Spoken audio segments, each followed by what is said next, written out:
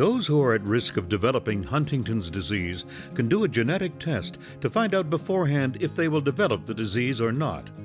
The decision to do this test is very complex, and every individual will react differently to this option.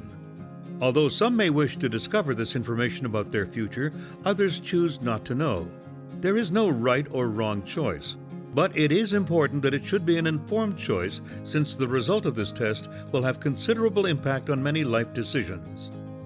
The reasons most often quoted to do the test include to relieve the uncertainty, to inform the children, to facilitate family, financial, and professional planning. Predictive tests are offered by genetic centers and follow a procedure based on international recommendations. The test is done using a blood sample that can be drawn during a visit to the center. At any time, the person at risk may postpone the process or stop it completely. The process may vary according to the needs of each person and may be different from one center to another, but there will always be a consultation with a genetic counselor or a medical geneticist. This consultation includes discussion about several aspects, including Huntington's disease and the family situation, reasons to continue or stop the testing process, impacts for the person at risk and the family, possible consequences and reactions to the result, whether it's positive or negative, support, preparation for the result, life insurance, and other possible discrimination issues.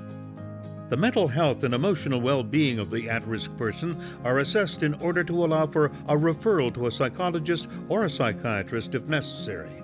This allows setting up a larger support network before carrying out the test. When the results are given, the at-risk person must be accompanied, because this moment is usually stressful regardless of the result. To find out more about the issues surrounding predictive testing, please visit the following website.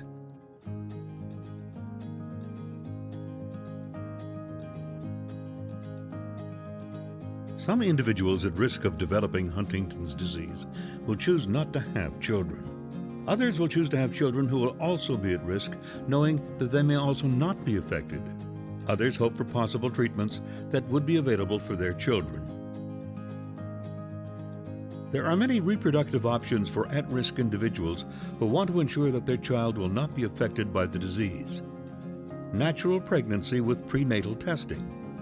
In vitro fertilization with pre-implantation diagnosis. Adoption and using a sperm or an egg donor.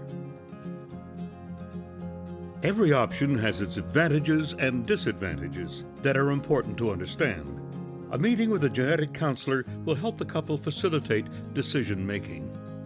For natural pregnancies, prenatal diagnosis is generally provided when the couple has already made the decision to interrupt the pregnancy if the genetic test indicates that the fetus has a number of CAG triplets that will cause the disease. The result is available 2 to 3 weeks following the procedure. There are 2 options for prenatal diagnosis. The first one is a biopsy of the placenta called a chorion, and is performed around the 11th week of pregnancy. The biopsy is associated with a 1% risk of miscarriage.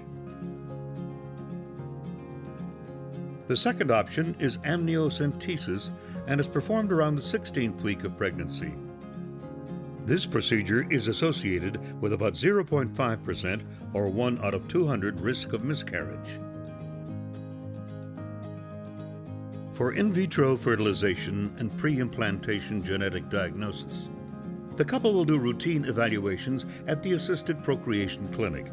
Then the woman will begin hormone therapy that will help form several eggs at once. These eggs are collected and then fertilized in a laboratory with the partner's sperm cells. After a few days in the laboratory, a biopsy of 1 or 2 cells is carried out on each embryo. Genetic testing for Huntington's disease is performed on each cell, and only those embryos without the mutation will be kept. One of these embryos is then transferred into the uterus, and chances for implantation and pregnancy are about 35%.